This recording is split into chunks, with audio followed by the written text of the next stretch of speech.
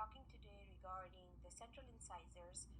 Goal for today is to make sure that I give you the maximum high yield information regarding the permanent maxillary central incisor in the least possible time. I do know that when I was studying for my boards at that time, it was very hard to gather all the information. I would have to go through multiple resources, but fortunately, I'm here today to help you guys, and hopefully my videos will help you. So let's talk about the maxillary central incisor. The shape of the central incisor from various views is very important for the exam. As you can see, from the occlusal view, the maxillary central incisor has a triangular shape. From the proximal view, that is the mesial as well as the distal view, the central incisor has a triangular shape as well. And finally, from the facial and lingual aspect, the maxillary central incisor has a trapezoidal view shape, as you can see right here.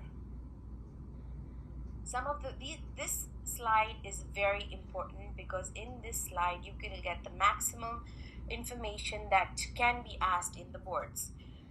So some of the special features for the maxillary central incisor is that it has the widest mesiodistal dimension of all anterior teeth. As you can see here, it has the maximum amount of mesiodistal dimension compared to any of the anterior teeth, maxillary as well as mandibular. It has the narrowest incisal embrasure. Now, when you talk about incisal embrasure, it is the space that is between the two adjacent teeth in the incisal aspect. So if you can see the picture, you will be able to see the incisal embrasure between the maxillary central and lateral incisor.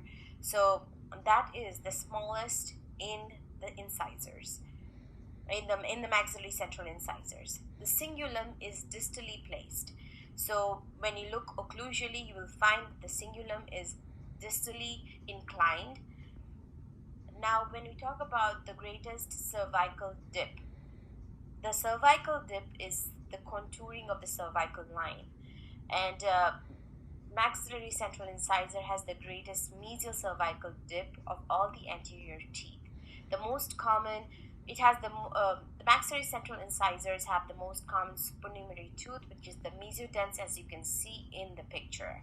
That is the most common supernumerary tooth.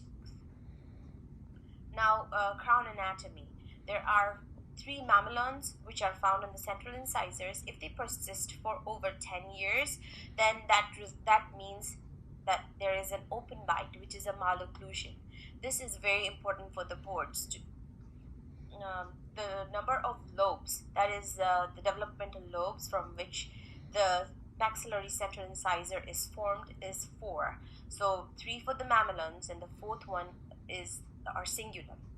So medial marginal ridge is greater than the distal marginal ridge. As you can see in the picture, there the mesial marginal ridge is longer than the distal marginal ridge. The mesio-incisal angle is sharper than the distal incisal angle, and also mesiodistally the maxillary central incisor is bigger than facial-lingually. The root anatomy is another thing that is very important. The most important thing that you need to know about the root for the maxillary central incisor is that it's usually always 1 in number.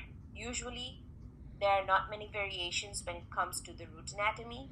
It is more inclined facially. It is the roundest root form, has the most blunt pecs, and is the easiest to extract. Root canal. It is least likely to have a divided root canal among all the anterior teeth. The shape of the pulp chamber at the CEJ is triangular, and the shape of the axis opening is ovoid or triangular. Thank you, friends. I hope this helps.